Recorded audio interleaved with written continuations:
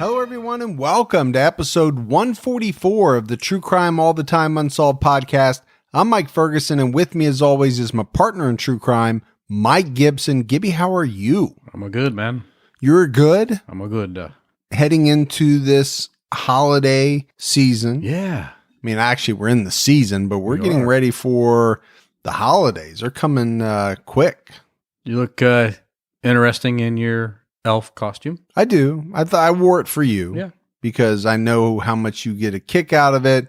You are very big into the holiday season, and I want to give you something special. I mean, you could have went any direction. You could have been Santa. You could have been, but no, you went with elf. I went elf. Yeah. I have the Will Ferrell elf costume, and I put it on for you. Yeah. More importantly, you're wearing green tights. Right. That's part of the Will Ferrell elf costume. Just get that visual out there, people. So, I think right off the bat, this is coming out on Sunday. We want to wish everybody a very, very happy holiday. Yeah. Regardless of what holiday you celebrate. That's right. Christmas, Hanukkah, Kwanzaa. What else am I forgetting? Festivus for the rest of us. There's other holidays that I might even be forgetting. Yeah. Whatever it is. Drink a beer day. And if you have your just own made up holiday. Yeah. Hopefully you're getting time to spend with family and friends. And I mean, that's really what it's all about. It is. Taking that time and really appreciating the fact that, you have that time to spend with them. So to that end, you and I are taking next week off. I am, and you are. When we are. There will be no episode of True Crime All the Time Unsolved. Statistics have proven it is the week of the year that the least amount of people listen to podcasts. So I think it's the best time to take off. And it allows us to not only recharge our batteries, which we need because we haven't taken a lot of time off this year, but it allows us to spend that quality time with friends and family and celebrate the holidays. So I'm really looking forward to it. But if you're lonely, need to hear something, go back to episode 87, play it at 2.5 times the normal speed, and get back to us. Okay. Because you put something special in that one. At 2.5 times the speed. It only kicks in at 2.5. Exactly.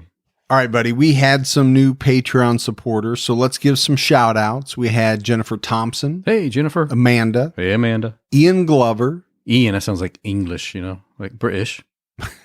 English like British. Yeah, like British. Yeah, they're kind of the same thing. Yeah, I know. I get you. Yeah.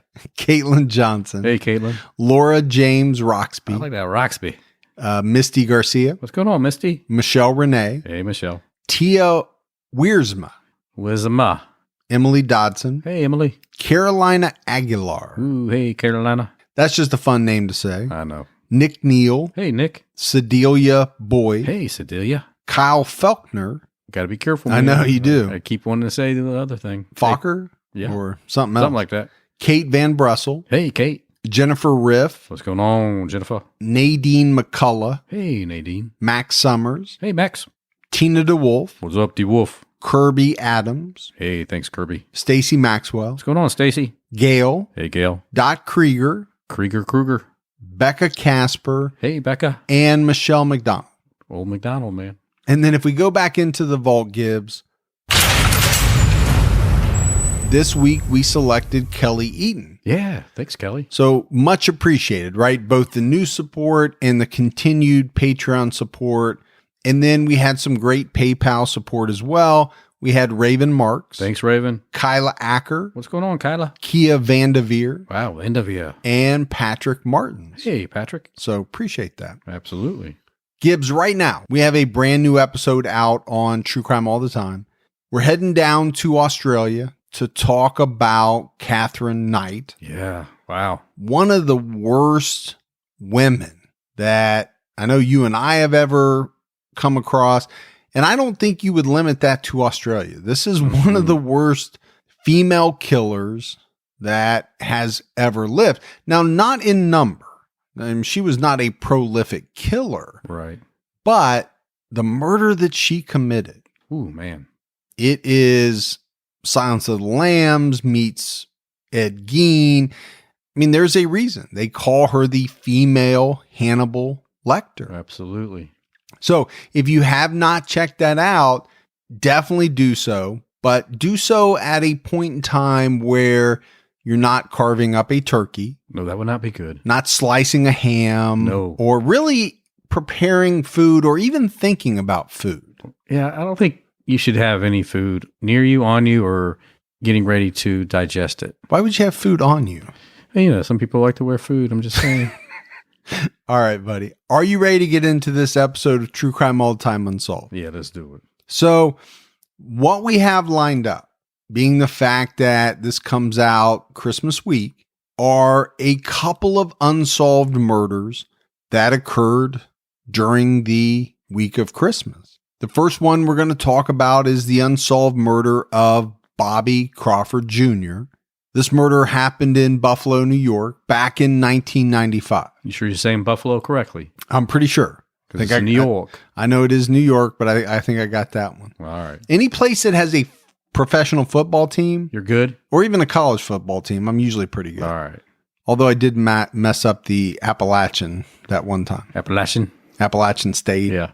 So this story takes place during Christmas week, 1995, and Bobby Crawford and his family, like a lot of families, right? They took that week off during Christmas to travel home, back to Bobby's childhood home where his mother lived in Buffalo, New York. They were set to spend the Christmas holidays with extended family there at his childhood home. So it was on December 21st that 30-year-old Ernest Bobby Crawford Jr., his wife Etsuko, and their 3 children, 5-year-old daughter Shamina, and sons 2-year-old Khalif and 1-year-old Jabari, took the long train ride from New York City to Buffalo. Bobby's mother was waiting for them at the bus depot to pick them up, and she drove them to her home on Glenwood Avenue there in Buffalo. So yeah, I read when they got to the depot, the snow was up to your knees. Well, Buffalo does get a lot of snow. That's a lot of snow. We don't see that around here, man. No, we don't. It reminds me of living in Detroit. I lived there 3 or 4 years. There's something about that lake effect snow. We used to just get pounded in Detroit, and it would be so high, you literally could not leave your driveway for a couple of days. And it didn't matter if you had that Big Daddy snowblower. Yeah. It just wasn't going to cut it. You can clean it all up, but your car still couldn't go down the street, right? Yeah, and I think there were a lot of times where, people had to get on the roof of their houses because the snow was so heavy. Oh, they were afraid it was going to collapse it in. And exactly why I don't want to live in a place like that, because last thing I want to do is have to go shovel my roof. Hey, believe me, Ohio is enough snow for me. Yeah. It's way more than I care to have. Yeah. A lot of years. So let's talk about a little background on Bobby Crawford Jr. He was very musical. It was said, Gibbs, that he could play about any instrument and play them very well. There's people like that, that just have a natural knack and can pick up a guitar and play it well, or piano. Some people are just very musically inclined. Yeah. And it's like they have the ear for it. Right. Or they pick it up. I am not. And either am I. We all have our things that we're good at. Hopefully you have at least one thing you're good at. Some people have multiple things. Some have none. Some have none, probably. But from a very early age, he aspired to be a music producer. It's kind of an interesting aspiration, right? For a kid. Yeah. You would think, okay, I want to be a singer. I want to be a star. I want to be this. I want to be that. A music producer is a little bit more in the background. Very important. Oh, huge. And there's some famous music producers, but they're not on stage. They're not the ones that you hear about all the time. It seems a far cry from saying, I want to be a cowboy. I want to be an astronaut. Right. I want to be this. I want to be that. Music producer is very specific. But they make good money if you're good at it. No doubt about it. Bobby met his future wife Etsuko in 1985. At that point, she was a college student at New York University who recently had moved to New York City from Japan. They dated, they fell in love. But after she finished school, she had to go back to Japan. But eventually she was able to return to New York City in 1989, and the two married in 1990. That's a very interesting story. Yeah. When you think about, okay, we met, we fell in love. She had to go back for some period of time, and he waited for her. And how great was it that she was able to get back here and they could just pick up right where they left off? Yeah, I mean, I think it says something about the bond that they must have developed, that it stood that test, right, of being away. Bobby waited on her, and then they got married in 1990. Bobby started up a recording company called Cypher Recording Studio, and he worked with some soul and R&B groups. So because of this, he had flexibility during the day. I think most of the recording occurred at night. Yeah. And I think that was really good for him. He was able to spend a lot of time with his children and was said to have been a very good father. He did enjoy some success in New York City, producing some top musical groups, and he was excited, right, to share some of these stories of his success during this week back home with family members and friends. Well, that's what you do when you haven't seen your family for a long time or your friends that you grew up with. When you go out and during the holiday week and you grab a beer at the local bar or pub or something, you want to be able to, what have you been up to? And you want to say, hey, this is what I've been up to. I'm producing this group over here. Things are good, man. Well, I'll put it this way. It's nice when asked, what have you been doing lately? Yeah. To have something that is, kind of worthy of saying. Yeah. Successful. Other than that, what are you going to say? Yeah. I got this crummy job. I hate it. Right. My life's no good. No.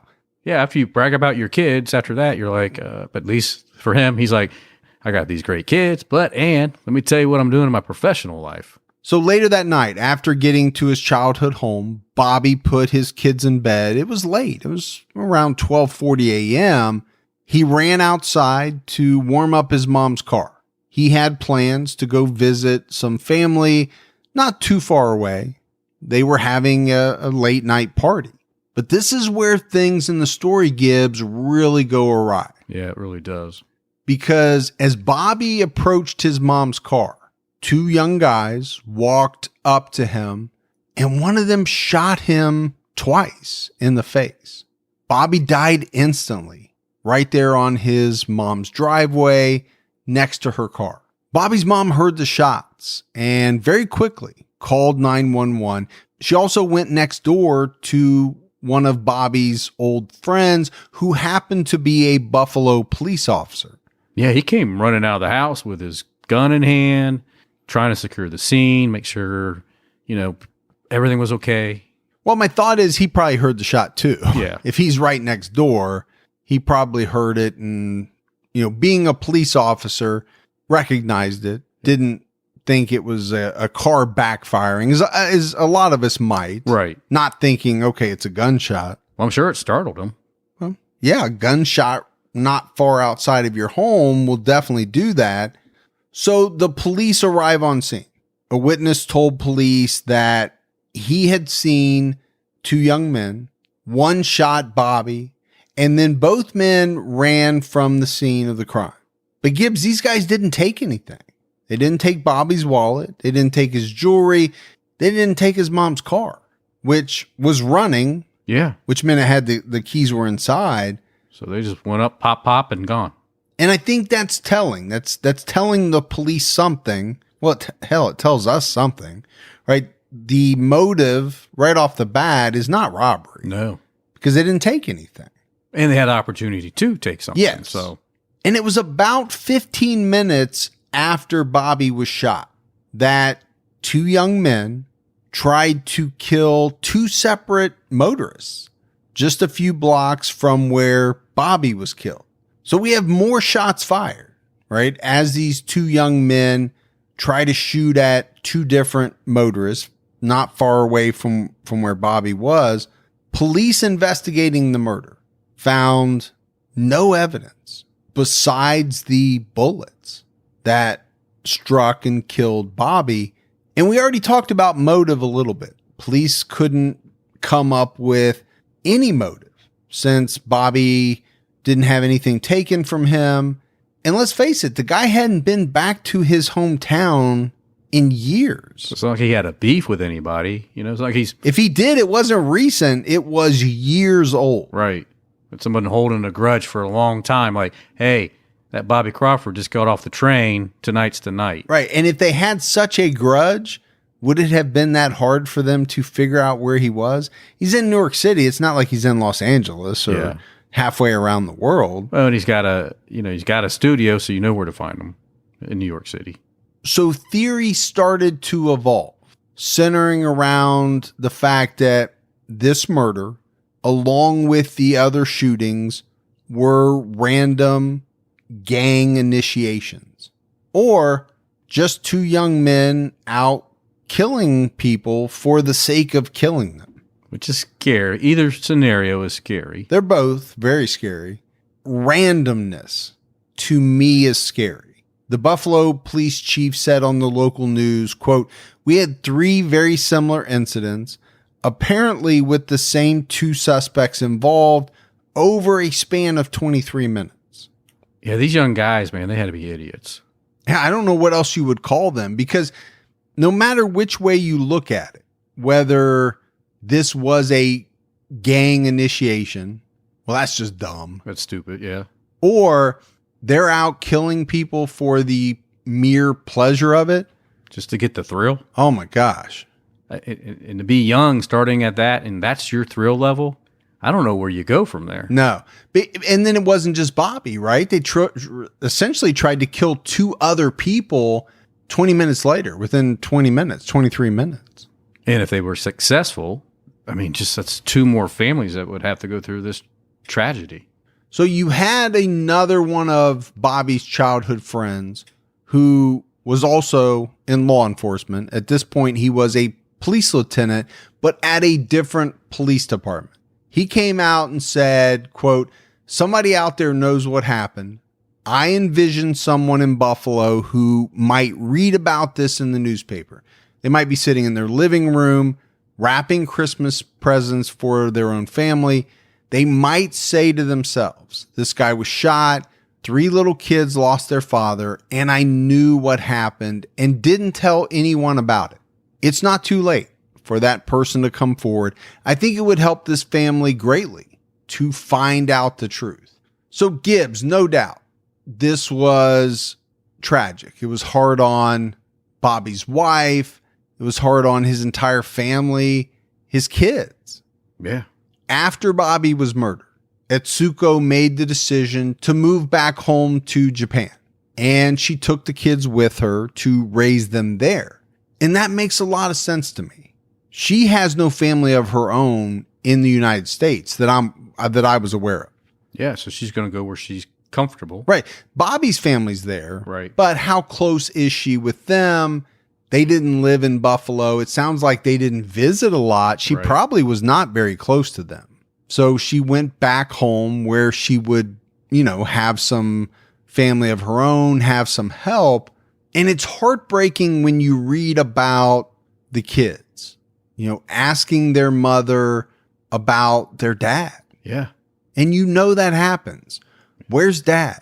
Why are we not seeing dad? When's dad going to come home? Some of these kids are so young, you can't explain to them. Yeah. They're not grasping what it means for, their dad to have been shot.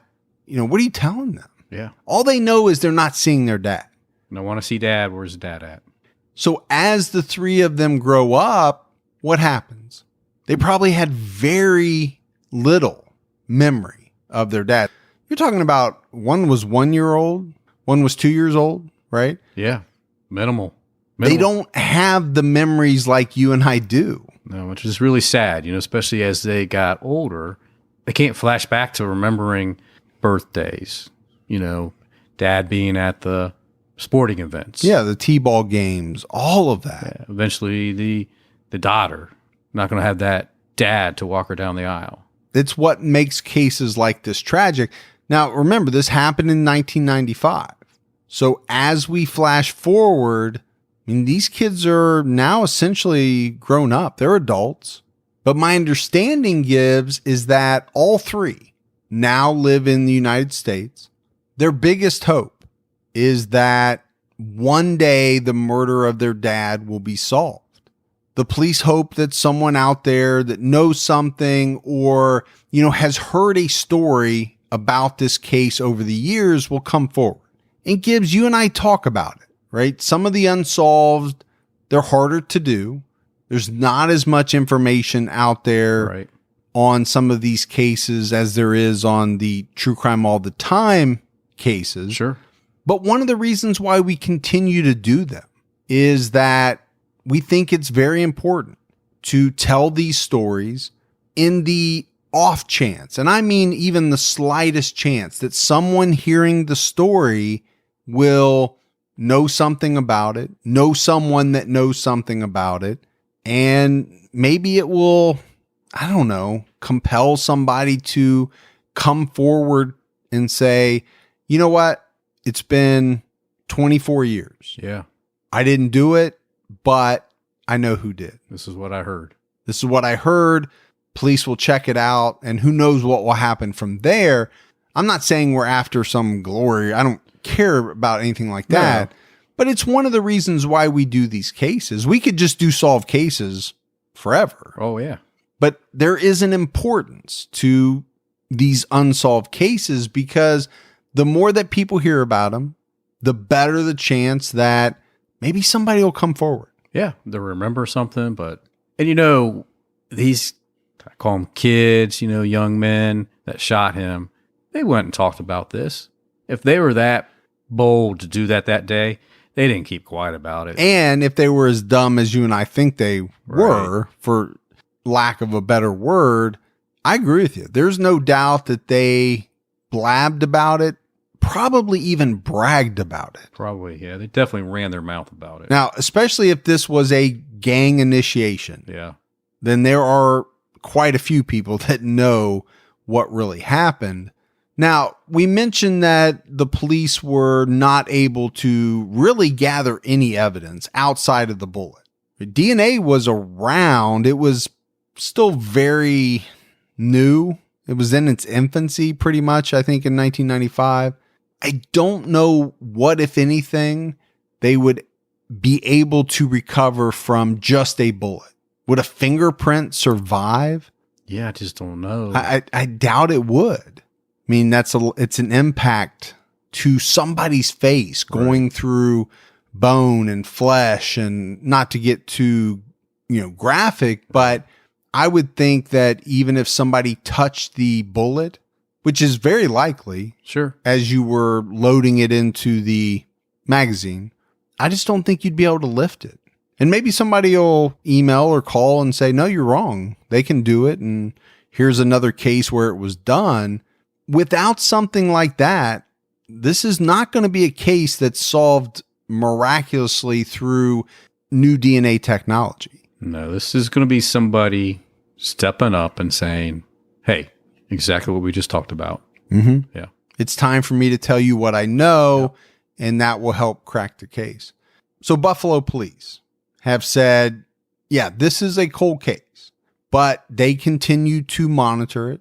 They continue to run down any leads, and obviously they have a hope that someday it will be solved.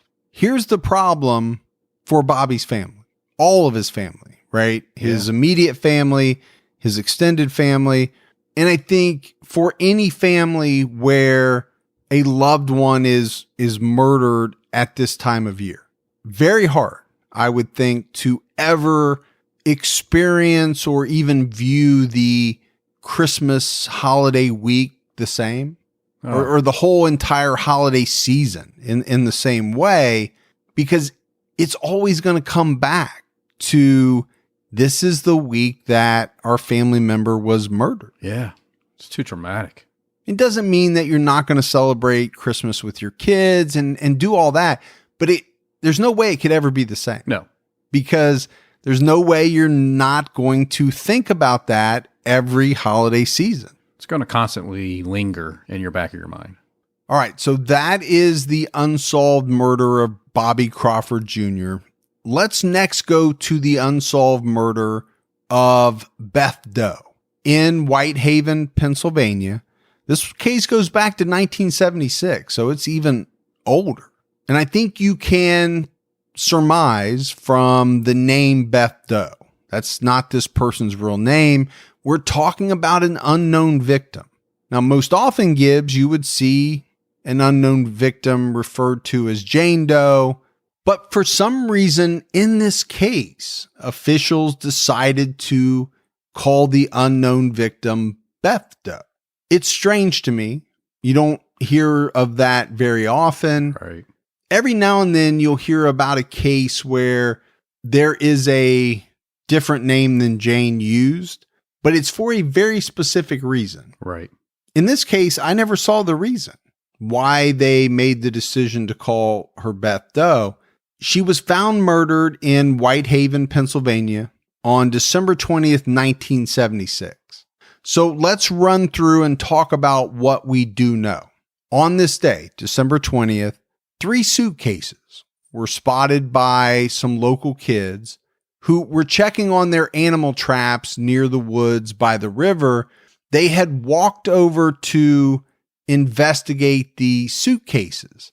This was on the banks of the Lehigh River in rural Whitehaven, Pennsylvania. Hey, if you're a couple kids out checking your traps and you saw suitcases, you're definitely going to go over and what's in them, man? Let's see what's in them. There's no way that you're not going to want to check that out because it's so out of the ordinary, right? These kids probably do this all the time. Yeah. They check these traps maybe daily, every couple days. I don't know what the routine would be. They're not seeing suitcases on a daily basis. No. I can guarantee you that. It's going to spark their interest. And in a rural part of the country, why would there be 3 suitcases? Right. So I agree with you. There's no way with a child's curiosity, they're not going to go check these out. It appeared as if someone had tossed the suitcases off the bridge, most likely at night. Gibbs, my thought is these people probably were thinking, okay, they're going to hit the water. The weight of the suitcases will sink them in the river. Nobody will ever know about them. And life will move on for us and nobody will have to come chasing us. The problem is they didn't hit the water. They landed on the bank. And on the ground where they landed, 2 of the 3 suitcases had popped open. This was like 300 feet down from where the bridge was. So it's a hard impact. Yeah. I mean, by the time the suitcase hit the ground, you're right. It would have been a very hard impact. It caused 2 of them to pop open. Heck, man, my suitcase can't even make it down the little airplane thing without popping open. Without popping open. Well, and the other thing about these suitcases is they weren't Samsonites, from what I could tell. These were pretty cheap suitcases in 1976. Yeah. So the chances of them popping open were even greater. You remember the old Samsonite commercials, the gorilla used to jump up and down on them. Yeah. They were trying to prove to you that they were virtually indestructible. These were not those suitcases. No, these were El Cheapos. So the kids approached the suitcases, and Gibbs, they were in for a shock. Once they saw what was inside these cheap suitcases were human remains. And the other thing that I didn't mention about the suitcases is that they had been painted black. I think they were originally striped or they had a plaid type design. Kind of more of a bold color. Yeah, so somebody had taken some kind of paint, black paint, Yeah. and tried to make them dark, which, to be honest with you, is smart if you're going to throw them off a bridge at night. Yeah, and wanting them to be in the water, not to be ever... Right, you don't want a yellow suitcase that somebody might be able to see. Nope. So I get that. The first suitcase that popped open had a female human head inside it. It also had a full-term female fetus inside. What a sight to see for those kids. Oh man, I can't imagine. And then the other suitcase that had popped open had 2 pieces of a woman's torso. So you mentioned it, Gibbs. This would have been a horrifying sight for kids. And we don't know how old the kids were, but I don't care how old they are. It would have been shocking.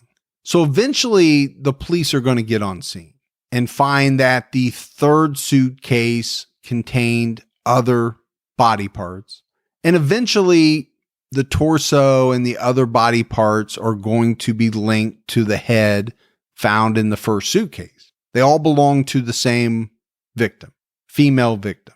Her ears, nose, and breasts were not in the suitcase, and they were never found. Nobody knows what happened to them. Whoever did this, the killer or killers, packed the body parts into the suitcases with straw, some foam-like material, and a red and orange colored bedspread that had flowers on it. Yeah. And when the police started taking things out of the suitcase, or the medical examiner, some of the body parts were wrapped in a newspaper. So whoever did this took some extra precaution. Would that even be the right thing to say? Why would you wrap body parts in a newspaper? Why would you stuff straw and foam and bedding into the suitcase along with these body parts? Well, it is very strange because you're running through the scenarios in your mind of what would that help with, or what would that accomplish to take all of these extra steps? Is it so that the suitcase was more filled and, these body parts weren't rattling around? Maybe, but what do you care? Right. You're a killer. All you care about is disposing of the body. Now, if you said, okay, they put in heavy materials. Yes. That would make sense because you're trying to weigh down the suitcases to give them a much better chance to sink in the river. But that's not what we're talking. We're talking about foam and a bedspread. It's not going to add a ton of weight. The only thing that I can think about is maybe to not have a void, so you don't have any air that would allow it to be more buoyant. But why would you put foam? Because foam would probably make That's it more what I buoyant. was thinking. Yeah. Foam would actually, you would think, make something more buoyant. But we don't know, right? We're trying to get into somebody's head. We don't know the real answer. But talking about these body parts that were wrapped up in newspaper kind of reminds me of, I think it was, I want to say season 2 of Dexter. Do you remember season 2? Where the killer was wrapping up body parts in newspaper. I think there was some that he left at a hockey rink by one of the nets. Okay. It left in different places, but I could be wrong about that. For some reason, I remember on Dexter that there was a killer that wrapped body parts in newspaper. But as it relates to this case, it also seems very strange to me because the newspaper that they used was a New York Sunday edition paper dated September 26th, 1976. So the paper was about 3 months old, but using any newspaper with a date and a location, you have a location, New York. Sure. Aren't you giving something away Potentially. by doing that potentially? Unless you've purchased the paper from somewhere way far away from where you are and you're using it to throw the police off. You got to throw that in there too, because that's a possibility. It is. On December 23rd, the medical examiner had the body parts removed from the site and began the detailed process of trying to figure out what happened to this female victim. They determined that the unknown victim was a young woman, somewhere between 16 and 22 years old. It was determined that she was about 5 foot tall to maybe 5'4". They estimated her weight between 140 and 150 pounds due to her full-term pregnancy. So this was a woman that didn't normally weigh this amount. So you have to factor that in when you're talking about the victim. She was, roughly 9 months pregnant? Yeah.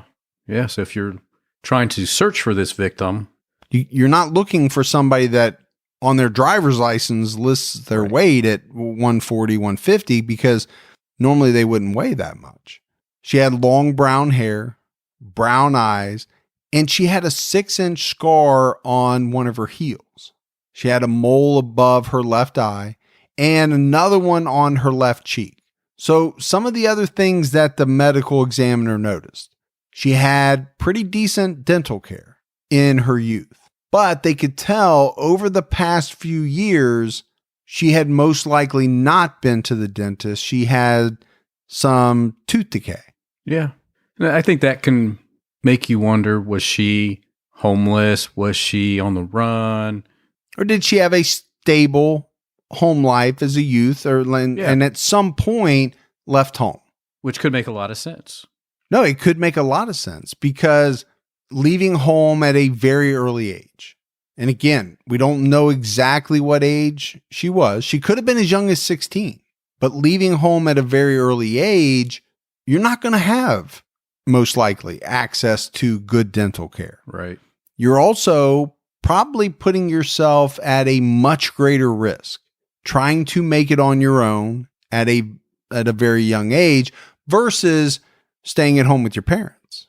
I mean, I think that's just common sense. You know, if you run away, you're also probably not brushing your teeth every night. I know That's that sounds minimal, but it all adds up. It does.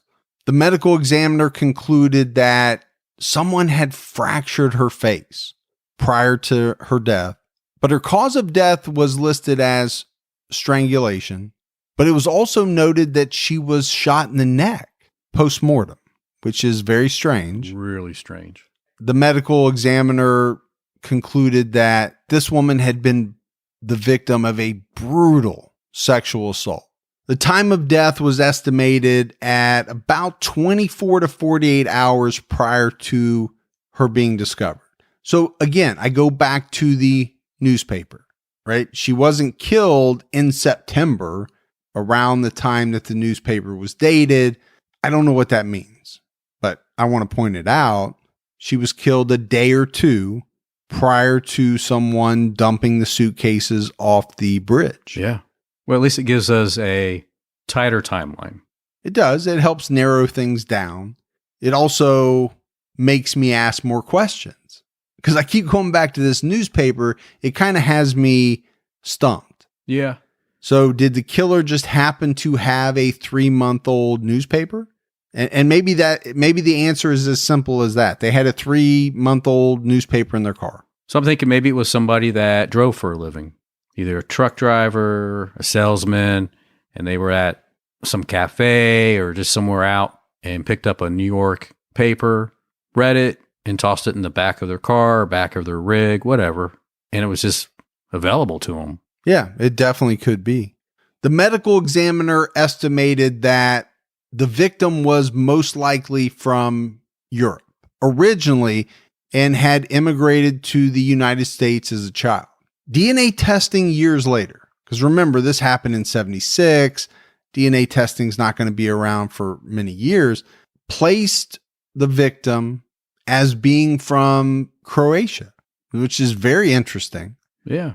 I think even more interesting than that, Gibbs, is that the DNA testing showed that she had spent a number of years in the southeast part of the United States. And they even narrowed it down to be most likely some part of the Tennessee Valley. Amazing what they can do with DNA.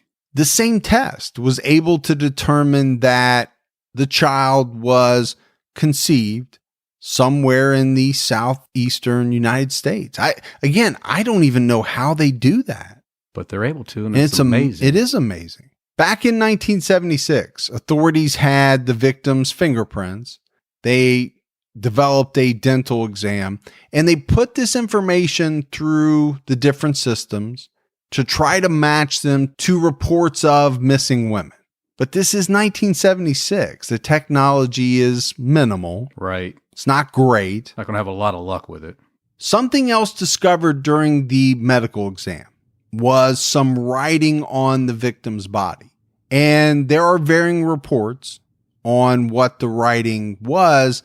Gibbs, we've seen it listed as WSR 45, but also as WSR 57. Strange either way, it's thought that the victim wrote this on her body herself. So strange, but interesting at the same time, because it also told the examiner if she wrote this on her body herself, then she had to be left-handed to be able to write it where it was found. So on the location of her body, Right. couldn't have been done by a right-handed person, basically is what they were saying. It's definitely an interesting thing to write on a body. It is. It means something, but what does it mean? It's cryptic. It's not something that just right out of the chute tells you anything. No, it's like it's somebody's initials and number 45, 57. What is it?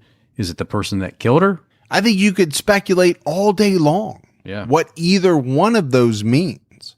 Is it a combination? Is it a, to unlock something? I don't know. But like we said, to me, that is an interesting aspect of this case.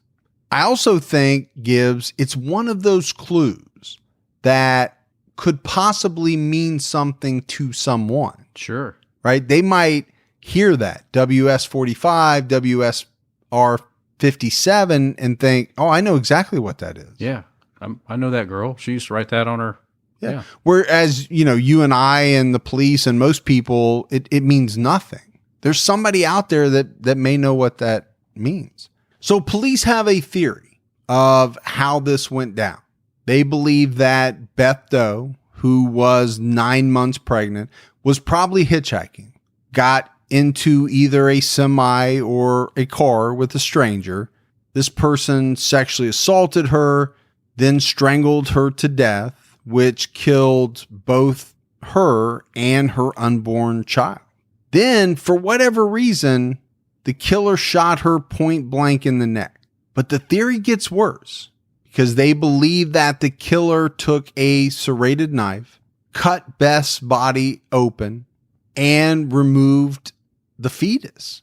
He cut her nose, ears, and breasts off. He then wrapped some of her body parts in newspaper, stuffed everything into the suitcases. As we described earlier, the killer drove on I-80, which took him over the river, stopped on the bridge, tossed the suitcases over the side during the night.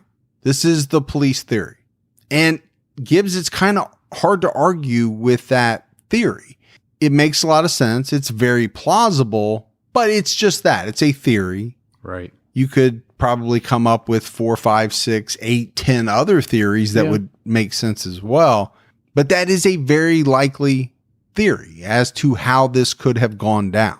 The police investigated this case. They never came up with any solid leads.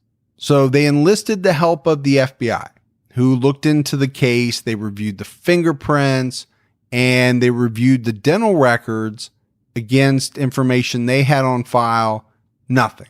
Really nothing happened with this case for the next 5, 6, 7 years. The county eventually buried the body of Beth Doe along with the fetus in 1983. Well, I think they thought, you know what? No reason to keep it in cold storage anymore, right? We don't have any progress with this case, so let's go ahead and put Beth Doe to rest with her fetus and give her the burial that she deserves. So no doubt this case went very cold. But then in 2007, right, technology had improved drastically by that time. The county decided to exhume Beth Doe. And they did this in order to create some high-tech facial reconstructions. So once they had a picture of what they thought Beth Doe would have looked like back in 1976, they connected with the National Center for Missing and Exploited Children, and they released this image. The FBI did the same. Now, it didn't help solve the mystery of Beth Doe, but what it did do was help to exclude some teens that had gone missing back during that time frame. Yeah, there was 12, 14 teens that some thought Beth Doe could be, but they weren't able to prove that it could be them. The National Center for Missing and Exploited Children released her photo again with some slight updates in May of 2015. But again, nothing really came from it. It's a lot of effort. People are trying to keep it fresh, keep it out there. Yeah. I mean, listen, the National Center for Missing and Exploited Children does amazing work. Yeah. There's no doubt about it. Those people, they work tirelessly. Their whole mission is to help find kids, help find out what happened to these kids. I mean, that's what they're all about. But it would be 4 more years until a new lead came into play for investigators. And Gibbs, this was just a few months ago. We're talking about September of this year, 2019. The local police and FBI received some information about a possible victim that matched Beth Doe's description. So someone called in and told them to look into the disappearance of a girl by the name of Maggie Cruz. The caller said that they went to school with Maggie and they thought that she resembled the Beth Doe pics. It's a good memory for somebody. I don't know if I could recall a memory like that. Yeah, I don't know if I could either, because obviously it has been a long time. Yeah. And when I say a long time, I'm talking 40 plus years. Yeah. Since this person would have seen Maggie Cruz, because she would have had to have gone missing around the same time as Beth Doe, which was 1976. Yeah. So what do we know about Maggie? When she was younger, in her early teens, she had been in the care of New Jersey Social Services. So this would have been around the 1970s. At some point, she was sent to Rockwood Academy in Lenox, Massachusetts. And then sometime after that, she was taken in by a foster family in Framingham, Massachusetts, and she attended Framingham North High School. Police reports indicate that in 1974, when Maggie was 16 years old, she ran away from her foster parents' home along with her foster sister, and they went to Tarrytown, New York. Because that's an exciting place to be, man. I've never been there. Me neither, but Tarrytown does not sound exciting. Oh, so you're just basing that on the name? I'm just saying Tarrytown does not sound like a place you want to run away to. But here's the problem, Gibbs. Maggie was never seen again, but her foster sister did return home after about 6 months away from the foster home. But then in the summer of 1976, one of Maggie's friends reported that Maggie called her asking for help. Maggie said she was homeless and pregnant and she needed money. So the friend offered her money on the condition that she bring it to Maggie and be able to see her. Maggie declined. So we said that she was never seen again, and that's a true statement back in 1974, but apparently there was contact in 1976. So that's the last known contact. And for her to say she was pregnant makes you think that, okay, and it's 1976. Yeah. New York paper. Things are kind of aligning. They're kind of lining up, yeah. Investigators released the following statement in September of this year. We are asking the public if they have any knowledge of the possible identity of Beth Doe or any information that may help lead to her identification or a possible suspect to contact the Pennsylvania State Police. Also, if anyone has any information regarding the lead on Maggie Cruz, in an effort to rule her out or confirm her as our victim, please contact investigators. So obviously, Gibbs, from that statement, investigators at least had to be thinking it was possible that Maggie Cruz, and her real name is Madeline. Right. We haven't said it, but we're calling her Maggie. Everybody called her Maggie. Could possibly have been Beth Doe. Yeah. And investigators did get some leads and tips, especially around Maggie. They looked into each of these, hoping that one of these tips would allow them to finally put a name to Beth Doe, the body that they found that day in 1976, and that they could find her a new home, right? Obviously, if they find out who this girl is, Yeah. somebody is going to, family, friends, whoever it is, somebody's going to want to take her remains Yeah. and bury them with them, Absolutely. closer to them. Yeah.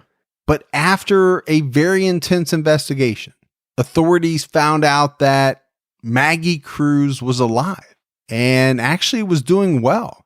So she obviously could not have been Beth Doe. No. I mean, it's great for her Oh, it's great. Really great for her. that they found out that she was alive, but they're back to square one on the Beth Doe investigation. Yeah. And I think this is a case that has baffled investigators over the years. They have a pretty good facial reconstruction of what Beth Doe looked like back then. They have her DNA. They got that when they exhumed the body to do the facial recognition. And once they got the DNA, they started running it through all the databases. Well, sure. But they need to be able to have a hit. To get a hit, they need to have family members that have, at some point, contributed their DNA to one of the databases. Yeah. And it hasn't happened. So again, I think police feel that Beth Doe was most likely a runaway teen, and maybe that she ran away because she got pregnant, had to leave home. She hitchhiked, got into the wrong truck, the wrong car one day, and was brutally attacked and murdered just days before Christmas. Yeah. Like I said before, it's hard for me to argue with that theory. It really is. I mean, based on the facts that we know. So you asked the question, and this is a question that you and I ask in a lot of unsolved cases. Can this case be solved? I definitely think it can, because they have the victim's DNA. Right. Without that, I would say chances are very slim, based on just having, a picture of what they think she might have looked like. Right. The problem is no matches on DNA. And when I say matches, you're not going to get a complete match. What you're looking for most likely is some type of familial DNA match, right? That will lead you to the right family tree. And then the investigators will be able to figure out who this person is from there. Right.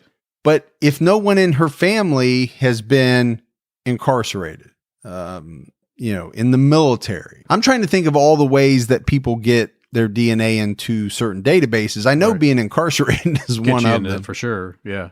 But without that, how many people actually have their DNA in a database somewhere? Now, I think there are more and more people that are doing it willingly, Right. Putting it in some of these DNA databases that don't have anything to do with involuntarily having to be put in. But then you also have the age of this case. That's a big factor for me. It is, because you have family members that are dying off. Yep. But you still have, most likely, that family tree continuing. Yeah, somewhere along the line. So hopefully, a second cousin, a great grandkid. Yeah, I don't know how far reaching it can be, but I think that it can be, branches and that spread out. Yeah. To some degree. But that's the case of Beth Doe. So you have two cases. Bobby Crawford Jr., who really gives, when you look at his case, he appears to have been a victim who was in the wrong place at the wrong time. Yeah. There seems to be no motive whatsoever. And then you have Beth Doe, a young pregnant woman who most likely, you would say, met a monster. Absolutely. Terrible person. Terrible. To do what that killer did. Yeah, he took her life. He took the life of her unborn child. So I know, kind of rough stories. All the stories that we do are rough. Rough stories that center around the week of Christmas, the holiday season. But if it does anything, besides getting that information out, which we think is very important, it should also remind us all to be extremely thankful for everything that we have. Yeah, to have good friends, family around us, with us. Yeah, I talked a little bit about this at the end of the last episode I did with Morph on criminology. Yeah. But I'll say it here. You never think anything bad is going to happen, right? To you, to those around you, your loved ones. You never want to think that. But the cases, Gibbs, that we do prove otherwise. Yeah. And I think for me, it helps me understand that even more so, I should be living my life while at the same time really enjoying the company of my friends and family. And again, like I said before, not just being there. Yeah. I mean, really being present. And, for me, it's kind of one of those things where my wife says, do you want to do this? Do you want to do that? Well, sometimes it's very easy for me to say, yeah, no, there's a ball game on. I'd rather stay home and sit on the couch. Go ahead and do it without me. Am I living my full life? Am I spending the time, the quality time that I should be with my wife or my girls or whatever? Sometimes not. No. And I really need to think about that. And I think we all should. Not to get preachy. I'm just No, but I think right. it's important. I mean, you could think about Bobby Crawford, had a great life, went out and started up his mom's car and got shot in the face. That quick. Yeah.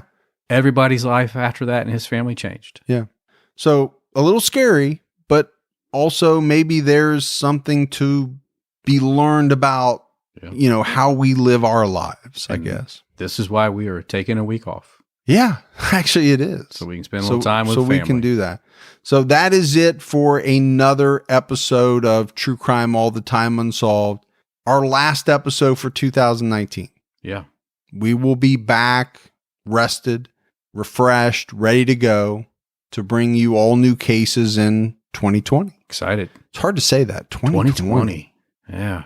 We'll have 2020 vision in 2020. Almost forgot, Gibbs. We got voicemails. Let's hear them. Hi, guys. This is Courtney from Nashville. And first off, I just wanted to say that I love the show.